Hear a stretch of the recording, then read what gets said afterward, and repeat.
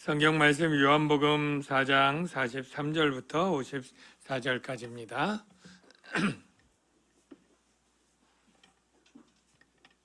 교독하겠습니다. 제가 먼저 읽겠습니다. 이틀이 지남에 예수께서 거기를 떠나 갈릴리로 가시며 친히 증언하시기를 선지자가 고향에서는 높임을 받지 못한다 하시고 갈릴리에 이르심에 갈릴리인들이 그를 영접하니 이는 자기들도 명절에 갔다가 예수께서 명절 중 예루살렘에서 하신 모든 일을 보았음이더라. 예수께서 다시 갈릴리 가나에 이르시니 전에 물로 포도주를 만드신 곳이라. 왕의 신하가 있어 그의 아들이 가버나움에서 병들었더니 그가 예수께서 유대로부터 갈릴리로 오셨다는 것을 듣고 가서 청하되 내려오셔서 내 아들의 병을 고쳐주소서 하니 그가 거의 죽게 되었음이라. 예수께서 이르시되 너희는 표적과 기사를 보지 못하면 도무지 믿지 아니하리라. 신하가 이르되 주여 내 아이가 죽기 전에 내려오소서. 예수께서 이르시되 가라 내 아들이 살아있다 하시니 그 사람이 예수께서 하신 말씀을 믿고 가더니 내려가는 길에서 그 종들이 오다가 만나서 아이가 살아있다 하거늘 그 낫기 시작한 때를 물은즉 어제 7시에 열기가 떨어졌나이다 하는지라. 그의 아버지가 예수께서 내 아들이 살아있다 말씀하신 그때인 줄 알고 자기와 그 온 집안이 다 믿으니라. 이것은 예수께서 유대에서 갈릴리로 오신 후에 행하신 두 번째 표적이니라. 아멘. 우리 좌우에 계신 분들에게 말씀하십시오. 네, 사랑합니다. 네.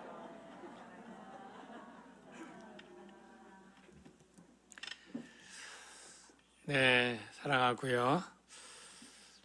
오늘 본문은 예수께서 사마리아 사역을 마치고 갈릴리로 가서 어떤 왕의 신하의 아들의 죽을 병을 살리는 사건입니다. 설명하면서 두 가지 질문을 먼저 드리려고 합니다. 첫 번째는 여러분, 가까운 가족의 구원이 쉬운 일일까요? 어려운 일일까요? 네, 답이 벌써 나오네요. 두 번째, 여러분들 가운데 누구는 꿈에 예수님을 봤다는데 누구는 기도하는 중에 하나님의 어떤 모습이나 천사의 모습을 봤다는데 왜 나는 그런 환상이 없을까? 왜 나는 죽을 병에 걸렸다가 기적적으로 치유되는 그러한 신비한 체험이 없을까? 그런 게 있었다면 더 잘 믿을 텐데 왜 나에겐 없지? 혹시 이런 서운한 마음을 가진 분들이 혹 있습니까?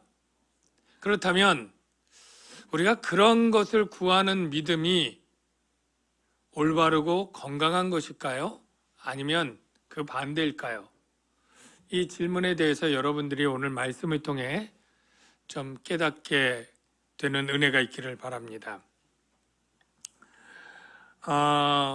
먼저 예수님이 사마리아를 전도를 잘했죠. 수가성에 이 온 사마리아 여인이 바로 그 여인에게 내가 영생하도록 서산하는 샘물을 줄 것이고 내가 바로 기다리던 메시아 나다 라고 말을 했을 때 이 여자는 뛰쳐들어가서 마을 사람들을 다 데리고 왔고 이 마을 사람들에게 이틀 동안 예수님은 유하시면서 거기서 말씀을 전해 주셨죠. 그러자 이틀 후에 이 사람들이 말하기를 내가 여자 네 말을 듣고 처음엔 믿었지만 이제는 우리가 친히 예수님의 말씀을 듣고 그가 세상의 구주, 이 의미가 중요해요. 세상의 구주가 너무 흔한 말이기 때문에 우리가 그냥 넘어가는데 구주란 뭐예요? 우리가 죄와 사망이라고 하는 비참함에 빠져 있는 불쌍한 존재인데 우리의 죄 문제를 해결하고 사망에서 영원한 생명으로 구원할 하나님, 이게 세상의 구주거든요. 이게 예수 그리스도가 바로 세상의 구주라는 걸 우리가 이제 믿게 되었다. 이 고백을 한 것이죠. 어떻게 보면 기대하지 않았던 이방인들에게 굉장한 구원의 역사, 성령의 역사가 일어난 거예요. 그리고 나서 이제 더 잘 믿을 수 있는 예수님의 고향으로 가는 겁니다. 그들은 유대인들이에요. 하나님을 경외하고 율법을 지켜왔고 더 신실하고 예수님과 잘 아는 이 동양 사람이에요. 예수님은 베들레헴에서 출생했지만 유년 시절은 나사렛에서 살았죠. 나사렛이 있는 갈릴리 지역으로 지금 가는 것입니다. 물론 고향으로 직접 가지는 않고 거쳐서 가나라고 하는 곳으로 주로 가는데요. 그러면 사마리아인들보다 유대인들이, 고향 사람들이 더 잘 받아들이고 믿어야 될 것 같죠? 근데 반응이 어땠습니까? 반응이, 우리 말씀을 한번 볼게요. 44절, 친히 증언하시기를 선지자가 고향에서는 높임을 받지 못한다 하시면서 갔는데, 아니나 다를까 갈릴리에 이르심에 갈릴리인들이 그를 영접하니, 요게 조금 오해가 되는 거예요. 아니, 고향에서 높임을 받지 못한다, 존경을 받지 못한다고 그 예수님은 말씀한 것과 갈릴리에서 예수님을 배척하거나 뿌리쳤다고 해야 문맥이 맞는 것 같은데, 아니 갈릴리인도 영접했다고 하니까 이게 신학자들이 굉장히 골머리를 썩는 그러한 난제 구절이 되는데요. 제가 쉽게 정리를 할게요. 이 영접은 실제 믿음으로 나는 영접이 아닙니다. 즉 우리가 요한복음 1장 12절에 보면 영접하는 자, 그 이름을 믿는 자에게는 하나님의 자녀가 되는 권세를 주셨다고 할 때 이 영접은 곧 믿음이에요. 예수님을 구주로 믿고 하나님의 자녀가 되는 굉장히 영접이 귀한 영접이에요. 그런데 이 갈릴리인들이 영접한 영접은 헬라어 원어가 다릅니다. 한글은 같지만. 그래서 이 영접은 그냥 훌륭한 사람이 손님으로 왔을 때, 그래도 존경하는 사람들이 왔을 때 맞아들이는, 우리가 보통 세상에서 저명한 훌륭한 사람, 고관이나 의사나 훌륭한 사람들 오면 환영하잖아요. 그렇게 예수님을 환영하는데, 왜 그러면 그런 마음으로 환영을 했느냐 하면, 예수님이 예루살렘에 가서 기적과 표적을 많이 행했거든요. 그러니까 나쁠 건 없는 거죠. 우리 동양 사람들 중에 그래도 저명하고 센세이션을 일으킬 만한 어떠한 사람이 났다는 것은 자기에게 손해가 없는 거예요. 그런 의미에서 환영을 해요. 예수님이 정말 명절에 가서 어떤 일을 했는지가 확인을 해야 되는데, 요한복음 2장 23절 앞절에 이미 소개되어 있습니다. 6월절에 예수께서 예루살렘에 가시니 많은 사람이 그의 행하시는 표적을 보고, 이 표적 중에 첫 번째는 성전 정화 사건이었죠. 그런데 그것만 하고 왔나 그랬더니 그것이 아니었어요. 그의 이름을 믿었으나 예수는 그의 몸을 그들에게 의탁하지 아니하셨다. 이 내용을 보면 예수님이 많은 표적을 보았는데, 많은 표적을 보고 예수 이름을 믿었는데 그 믿음은 실제 구원 얻는 믿음이 아니었어요. 그래서 예수님이 그를, 자기 몸을 그들에게 의탁하지 아니하였다, 이런 표현이 있는데 이 말이 또 어려워요. 제가 설명을 할게요. 원어가 똑같아요. 이거는 그들이 예수 이름을 믿었다와 예수님은 그들을 믿지 않았다는 거예요. 같은 피스티어라고 하는 원어에서 나온 건데, 그러니까 뭐냐면 그들이 내가 예수님의 이름을 믿었는데, 예수님은 뭐냐면 그 속마음을 아시는데, 이는 친히 모든 사람을 아시며 친히 사람의 속에 있는 것을 아셨음이라 보고 얘는 이 믿음이 구원 얻는 참된 믿음이 아니다, 내가 저를 신뢰하지 않는다, 그 마음에서 의탁하지 않는다라고 번역을 한 거예요. 그러니까 믿는다라고 말은 두 가지로 쓸 수 있어요. 믿는다, 의탁한다. 근데 이 의탁한다, 의뢰한다라는 의미가 믿음의 개념에서 굉장히 중요합니다. 자, 비유를 하나 할게요. 예. 여러분, 영화 같은 데 보면 도박이 나오잖아요. 도박. 그때 내 패를 딱 깠는데, 전문 용어 나옵니다. 저쪽 패보다 내가 확실히 이긴다. 그러면 손목도 거는 거죠. 전 재산을 거는 거예요. 근데 이게 자신이 없으면 그렇게 걸지 못하죠. 보통 올인 해가지고 자신의 모든 것을 건다고 할 때 이것은 내가 반드시 내가 저보다 낫다라는 이러한 정도가 아니라 여기에 내 모든 것을 거는 것, 이걸 믿음이라 그래요. 우리가 예수님을 믿는다고 할 때 예수님이 어떤 분이고 어떤 일을 하셨고 어떤 분이 한다는 걸 듣고 이해하는 것, 지식이 있는 것, 이게 믿음이 아니에요. 왜냐하면 이런 지식은 귀신들도 가지고 있어요. 예수님이 왔을 때 동족들은 몰라봤지만 귀신들만이 저는 지극히 높은 자의 아들이다. 왜 내 때가 안 됐는데 무슨 상관이 있나이까? 왜 나를 해하려고 왔습니까? 이런 내용들이 성경에 나오잖아요. 야고보 사도가 네가 하나님은 한 분인 줄 아느냐? 잘하는도다. 귀신들도 믿고 떠느니라. 귀신도 아는 지식이 있어요. 우리가 지식이 믿음이 아니고 정말 중요한 것은 그 지식에 내 인생을 올인할 수 있느냐, 이겁니다. 여러분이 지금 구원 얻는 믿음은 교회가 어떤 걸 가르치는지 예수가 내가 아는데 한번 가볼까? 이게 구원 얻는 믿음이라고 확정하기 힘들어요. 정말로 여러분이 구원 얻는 믿음은 내 인생을 의탁하는 거예요. 예수님께. 예수님이 어떻게 우리에게 말씀하셨느냐면 네가 나를 믿으면 내가 내 인생을 책임져 주고 내 생명을 책임져 주는데 이 나라가 아니고 이 세상 끝나고 영원한 나라에 너를 인도하고 영원한 생명을 주겠다고 하는 것에 저와 여러분이 믿음으로 걸은 줄로 믿습니다.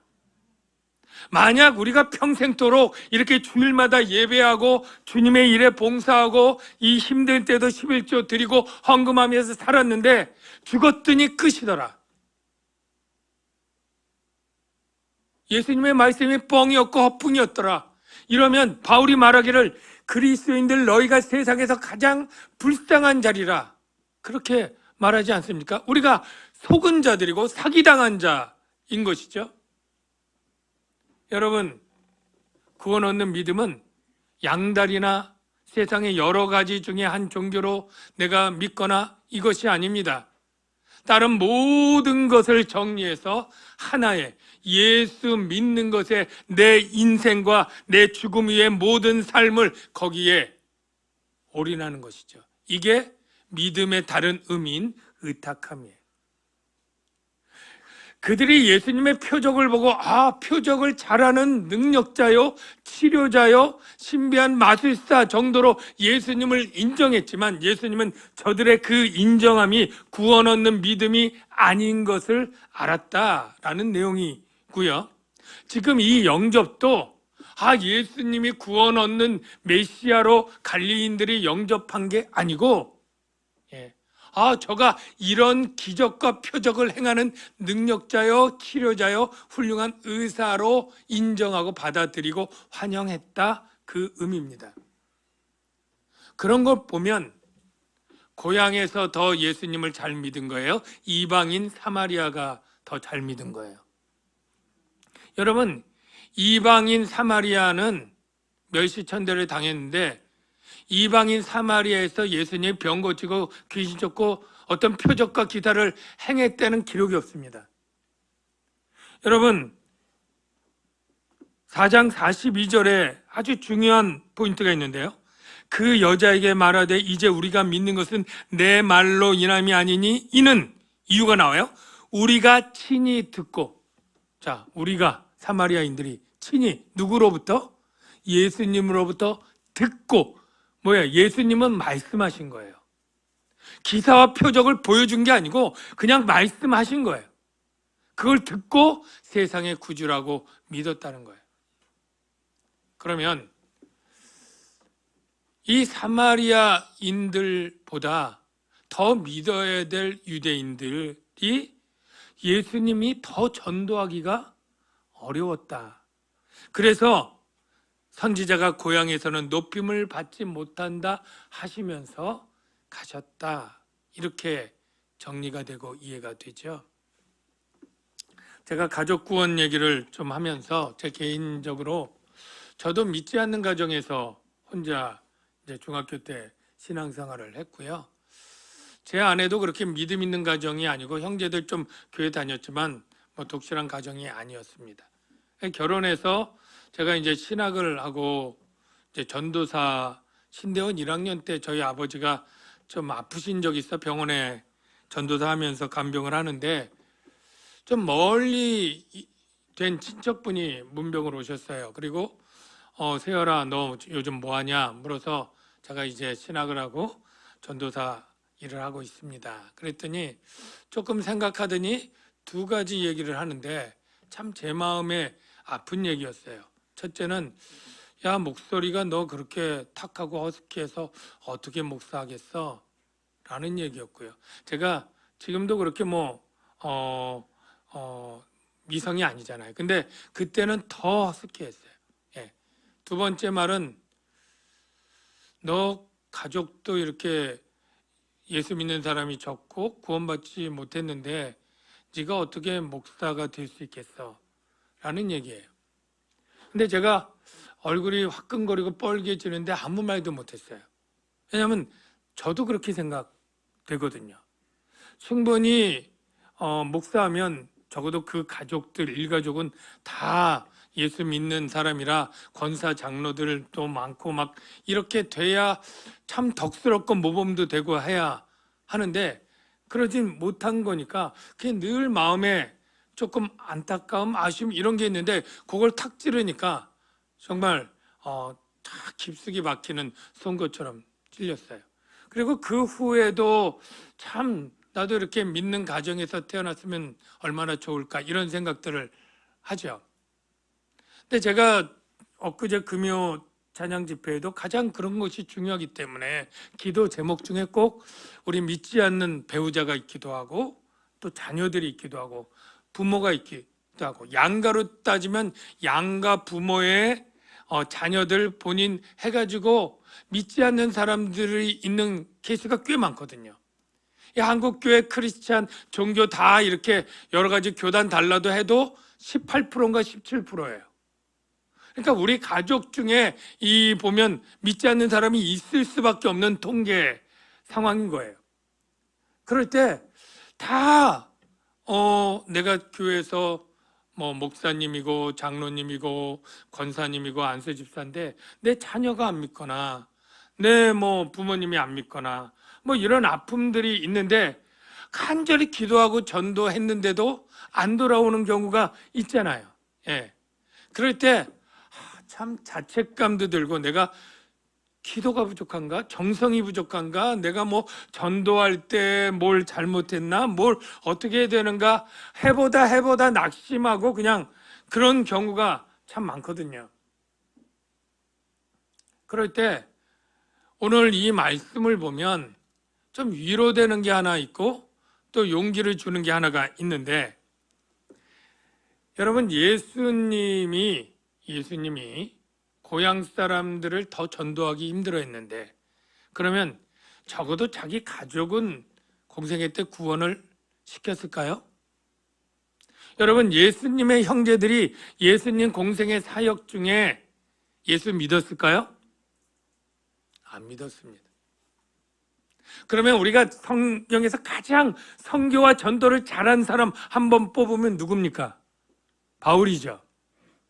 바울은 그가 선교 사역 열심히 하고 많은 기적과 기사를 일으키면서 선풍적으로 교회를 개척했는데 자기 형제들, 친척들 구원시켰을까요? 말씀을 통해 한번 볼까요? 로마서 9장 3절에 보면 바울의 고백입니다. 나의 형제 곧 고륙의 친척을 위하여 내 자신이 저주를 받아 그리스도에게 끊어질지라도 원하는 바로라. 내 형제 고륙의 친척이 예수 안 믿어서 내가 차라리 대신 저주받더라도 그들 구원했으면 좋겠다고 하는 간절한 고백이 담겨 있는 것이에요. 그가 그렇게 열심히 전도해도 형제는 정작 구원 못 시킨 거예요. 예수님이 열심히 전도할 때도 마찬가지예요. 마가복음 3장 21절 예수의 친족들이 듣고 그를 붙들러 나오니 이는 그가 미쳤다 하밀러라. 예수가 열심히 전도하고 이렇게 할 때 예수 미쳤다고 하는 얘기를 친족들이 그래 쟤가 왜 이렇게 미친 짓을 하지? 그 삼촌이고 누구가 했을 것이고 형이 정신이 나갔나 봐. 그리고 동생들이 다 예수님 붙잡아 가지고 사역 못하게 붙잡아 와야지 갖고 나왔다는 그 기록이 있는 거예요. 예수 믿은 거예요? 안 믿은 거예요? 안 믿은 거예요. 여러분, 우리 예수 믿는 자들의 책임은 뭐냐면 기도하고 전도하는 것까지예요. 가족 구원이 쉽다고 할 때의 의미는 늘 보니까 가까이 있으니까 기도와 전도의 기회가 훨씬 많고 좋은 점이 있어요. 그런데 기도하고 전도했다고 다 예수님 믿는 것은 아니잖아요. 그 안 믿는 것은 전도까지는 해도 믿고 안 믿고는 하나님의 주권적인 은혜에 달려 있습니다. 그래서 여러분들이 저가 예수를 믿고 구원 받았는지 안 받았는지에 가지고 자책하거나 낙심할 필요는 없습니다. 그러나 아예 기도도 전도도 안 했다면 그것은 자책할 이유가 되지만 내가 그를 위해서 기도도 하고 전도도 하고 그래서 전도지도 보내고 요즘 1분 슈츠 영상으로 또 복음 메시지도 보내고 때때로 만날 때 참 이렇게 예수 믿으라고 권하고 이렇게 기도하고 했다면 우리가 듣든지 아니 듣든지 전도하는 그 사명은 감당했다면 하나님께서 하나님의 뜻 안에서 언젠가 성령이 역사해서 구원할 거라고 믿으면서 계속 그 일을 지속하면 될 일이다라고 믿습니다. 예수님이 이제 갈릴리에 가서 영접을 받았는데 갈릴리 사람들이 몰렸을 거 아니에요. 그런데 이 본문에는 사실 중요한 내용을 빼먹고 지금 왕의 신화 이야기가 딱 나오는데 이게 메인처럼 대부분의 얘기지만 저는 그 메인은 따로 있다고 생각합니다. 근데 본문에 있는 내용을 먼저 설명을 할게요. 물로 포도주를 만든 그곳에 있는데 여기가 가나예요. 근데 가버나움에 왕의 신하의 아들이 병들어서 죽어가고 있어요. 거의 하루 이틀 있으면 죽을 그러한 고열에 지금 거의 죽을 상황에 있는 아들이 있었고 그 아버지는 왕의 신하예요. 이 왕은 당시 분봉왕이 있을 때 헤롯 안티파스라고 하는 왕이고 성경에 보면 그 신하가 정확히 누군지 모르지만 헤롯의 청지기 구사의 아내 요한나가 예수를 섬겼다라고 하는 구절을 힌트로 보아서 이 사람이 구사인가 아니면 헤롯의 젖동생 마나엔이라는 사람이 나오니까 마나엔인가 추측을 할 수 있지만 정확히는 모르고 또 그게 너무 중요한 것도 아닙니다. 어쨌든 아주 훌륭하고 그렇게 또 높은 사람인데 가버나움에 이 아들 죽어가는 것 때문에 너무나 안타까운데 소식을 들었는데 유대에서 병을 많이 고치고 귀신을 쫓았던 예수님이 갈릴리의 가나에 있다는 소식을 들은 거예요. 근데 이 가버나움에서 가나까지는 키로로는 34km인데 34km면 오늘날 생각하면 하루 열심히 걸으면 되겠다 싶지만 2000년 전에 이 산악지역 가나는 산동네입니다. 가버나움은 해안가예요. 그러니까 이 길을 걸어가는데 빨리 가도 이틀이 걸리는 거예요. 그래서 이틀 만에 간 거고 예수님은 그때 이틀 동안 뭐 했는지 본문에 없지만 중요한 일을 하고 있다고 생각해요. 제가 좀 이따 이걸 설명을 드릴 건데 근데 와가지고 뭐라고 요청을 하냐면 47절을 보십시오. 그가 예수께서 유대로부터 갈릴리로 오셨다는 것을 듣고 가서 가버나움에서 가나까지 가서 청하되 내려오셔서 왜 가버나움은 해안지대고 가나는 산 위에 있으니까 내려오셔서 그것도 맞습니다. 내 아들의 병을 고쳐 주소서 하니 그가 거의 죽게 되었음이라. 다 아시죠? 그런데 예수님의 대답이 동문서답 같아요. 이르시되 너희는 표적과 기사를 보지 못하면 도저히 믿지 아니하리라. 이런 얘기를 해요. 이게 이 왕의 신하의 질문에 이게 맞는 대답인가? 라고 생각을 하면서 이게 잘 해석이 안 되는 거예요. 근데 우리가 놓치고 있는 거예요. 이 말은 왕의 신하 개인에게 한 얘기가 아니고 그 당시 갈릴리 사람들, 너희라고 돼 있잖아요. 물론 왕의 신하도 유대인이고 갈릴리 사람도 유대인인데 이 유대인에게 해준 말이다 라고 저는 믿습니다. 왜냐하면 너희는 표적과 기사를 보지 못하면 도무지 믿지 아니하리라. 이 도무지라고 하는 단어가 어떤 때 쓰입니까? 암만 설명하고 암만 권하고 암만 가르쳐도 정말 안 믿을 때 쓰는 단어잖아요. 그러니까 제가 이튿날 동안 예수님이 무슨 말을 했는지를 알 수 있어요. 자, 적어도 이틀이 될 동안에 예수님은 거기서 뭘 했을까요? 이틀 동안. 여러분, 예수님이 이틀 동안 복음 전하지 않았을까요? 예수님이 니고데모 밤에 찾아왔을 때 무슨 얘기했느냐면 복음 얘기했는데 바로 자기가 인자고 내가 영생을 주는 그리스도라고 얘기를 했습니다. 그게 어떻게 되냐면 3장 14절 15절이 핵심인데요. 모세가 광야에서 뱀을 든 것 같이 인자도 들려야 하리니 이는 그를 믿는 자마다 영생을 얻게 하려 하심이라. 이게 굉장히 중요해요. 여기 보면 인자도 들려야 하리니 이 말이, 여러분 인자가 누굽니까? 사람의 아들, 풀면 헬라어나 한자어나 사람의 아들인데 이 사람의 아들의 원 뜻은 다니엘서 보면 천상에서 하늘로부터 내려온 인자 같으니 에서 따온 말씀이고 이거는 하나님이라고 하는 말이에요. 인자, 내가 인자다, 하나님이다. 그리고 내가 들린다, 나중에 설명하겠지만 십자가의 죽음이고 이 십자가의 죽음의 이유가 나오는데 이는 그를 믿는 자마다 영생을, 여러분 영생이 복음의 핵심이잖아요. 우리가 죄로 말미암아 다 죽잖아요. 다 비참하잖아요. 누구도 생명을 얻을 수 없잖아요.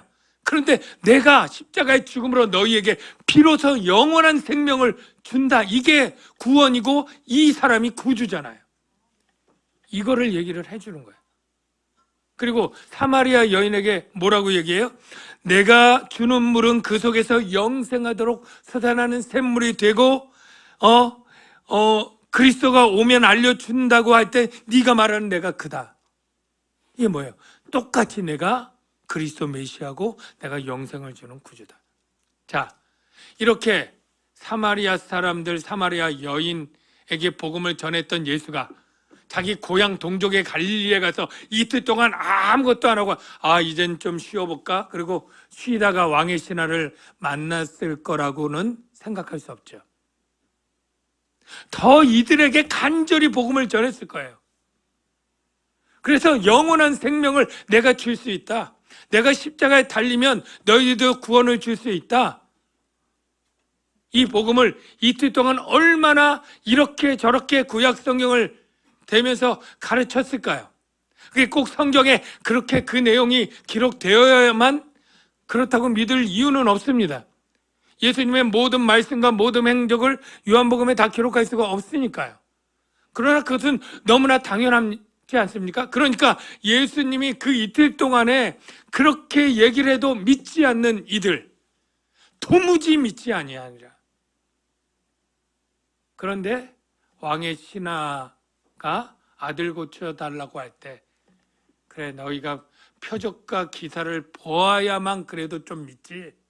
그래서 표적과 기사를 보여주는 거예요. 그래서 이 왕의 신하에게 말하죠. 내 아들이 살았다. 그러니까 처음엔 잘 믿지 못하는 거죠. 아니, 의사하고 훌륭한데 좀 와서 이틀거리지만 내려와서 좀 거기서 뭐 치료의 어떤 행위들을 하면서 이렇게 좀 치료해서 낫게 해달라고 요청을 하는데 예수님은 그냥 가라. 내 아들이 살았다. 사실 요 얘기를 보면 여러분 마태복음의 백부장 이야기 생각나지 않습니까? 백부장은 로마 사람이에요. 그도 이방인이에요. 유대인이 아니에요. 그런데 가버나움에 있을 때 그의 하인이, 아들이 아니고 하인이 문둥병이 심할 때 고쳐달라고 왔어요. 그래서 예수님이 그때는 친절하게 그래 내가 네 집에 가서 고쳐줄게. 그리고 딱 가려고 했더니 막으면서 우리 집에 오시는 것을 내가 감당하지 못합니다. 나도 아랫사람이 있는데 말로만 하면 가라고 그러면 가고 오라고 하면 옵니다. 당신께서 말씀만 하시옵소서. 병이 떠나라고 말씀만 하시옵소서. 여러분, 그러자 예수님이 거기 아주 기이하게 칭찬하죠. 내가 이스라엘 중에도 이만한 믿음을 찾아본 적이 없다. 여러분, 이건 뭐예요? 이 믿음이 어떤 믿음이냐면 그냥 오지 말고 그냥 멀리서도 이렇게 치료할 수 있는 치료자로 본 이상입니다. 뭐냐면 그것은 하나님이라고 인정하기 때문에 이렇게 하는 거예요. 단순히 병 잘 고치는 치료자 마술사가 아니라 예수님이 하나님이고 천지를 다스리기 때문에 바람과 병과 해와 달과 모든 것을 말씀으로 창조하신 하나님, 말씀으로 움직일 수 있고 명령할 수 있는 하나님으로 인정한 그 믿음을 보고 이런 믿음을 내가 처음 봤다. 이렇게 인정해 주는 거예요. 근데 지금 이 사람은 유대인이면서도 그런 하나님이라고 하는 믿음이 아니라 병 잘 고치는 어떤 훌륭한 분이니까 어떻게든 끌고 가려고 그렇게 지금 하고 있는 거죠. 근데 예수님이 가라. 그랬더니 긴가민가 하면서 하여간 안 가시고 가라 그러니까 가는 거예요. 근데 어떤 일이 일어났습니까?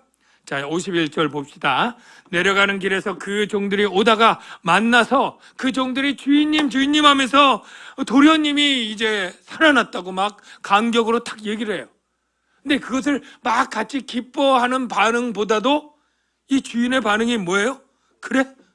언제부터 낫기 시작했냐? 언제부터? 그걸 물어요. 그랬더니 어제 7시요. 근데 7시가 유대인은 6시간을 더 해야 된다고 제가 전에 얘기를 했죠. 그러니까 오후 1시예요. 근데 뭐 이게 중요한 건 아니고 딱 그 시간에 되는데 예수님이 말씀하신 그 시간이랑 딱 맞는 거예요. 그래서 53절 그의 아버지가 예수께서 내 아들이 살아있다 말씀하신 그때인 줄 알고 자기와 그 온 집안이, 온 가족이 다 믿으니라. 여러분, 이 믿음은 어떤 믿음일까요? 단지 병 나았다고 하는 믿음, 그분이 병을 잘 고친다는 그 믿음 정도일까요? 아닌 거죠. 바로 예수님이 천지를 다스리시는 하나님, 그가 그렇게 공언하고 내가 하나님이요 그리스도요 영생을 주는 메시아라고 했을 때는 귓등으로도 안 듣고 지금 이 병을 고치는 그 예수님만 찾아가지고 했는데 실제 병도 나으면서 그분이 그렇게 강조하면서 말했던, 내가 도무지 안 믿었던 바로 그리스도 메시아고 영생을 주는 구주라는 사실을 그때부터 믿었던 것이죠. 여러분,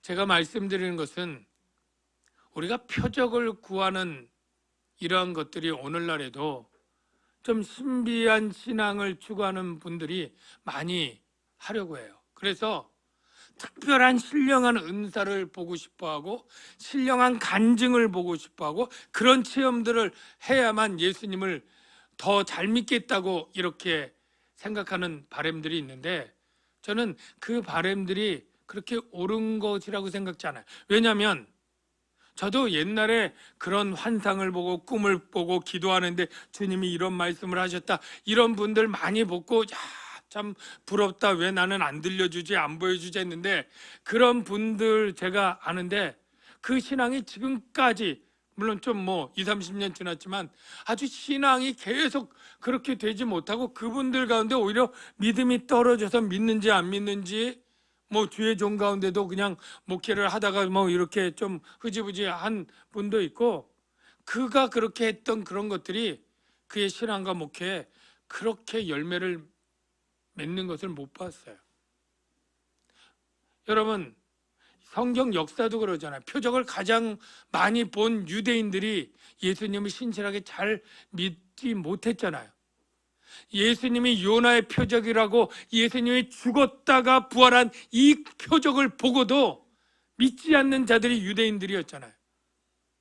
여러분, 표적이 우리의 신앙의 근거가 되어서는 안 되고, 사마리아 여인들의 고백을 보십시오. 우리가 친히 듣고 사마리아에선 기사와 표적을 안 했음에도 불구하고 예수님이 가르쳐준 그 복음의 말씀을 친히 듣고 세상의 구주라고 믿었다고 말하고 있잖아요. 여러분, 여러분이 믿는 믿음의 내용이 단순히 내 질병을 치료해 주시는 능력자의 예수님은 아니어야 될 줄로 믿습니다. 내가 이 세상을 살아갈 때, 어려울 때 도와주고 이 세상을 행복하고 평안하게 인도해 줄 그러한 능력자로서의 예수를 믿는 믿음이, 그것은 건강한 믿음이 아닙니다. 정말 우리가 해야 될 믿음은, 이 세상은 비록 내가 고난을 당하고 어려움을 당하고 믿음 때문에 이 세상이 더 힘들고 어려울지라도 이 세상이 전부가 아니고, 이 세상을 끝내고 심판하사 영원한 하나님 나라를 만들고 그 영원한 하나님 나라로 인도하여 나에게 부활과 영원한 생명을 주신다고 하는 그 예수님을 믿고 그 내용을 믿는 믿음, 이게 우리가 붙잡아야 될 믿음의 대상이요, 믿음의 내용인 것이에요. 그리고 이 내용이 환상과 꿈과 표적이 아니라 주님의 분명한 말씀의 기초 위에 우리가 서야 되는데, 저와 여러분들이 그런 믿음 가지시길 주의 이름으로 축원합니다. 기도합니다. 하나님 아버지, 감사합니다. 우리가 표적을 찾는 믿음이 아니라 말씀을 듣고 확신 가운데 내 인생을 던질 수 있는, 예수가 나의 영원한 생명이라는 것 때문에 이 세상의 생명을 버릴 수 있는 그런 믿음의 삶 되게 하여 주시옵소서. 이 시간에 우리 예수 안에 생명이 있네 라고 하는 찬양 가사가 있는 찬양이 있습니다. 그 찬양을 좀 같이 부르면 좋겠습니다.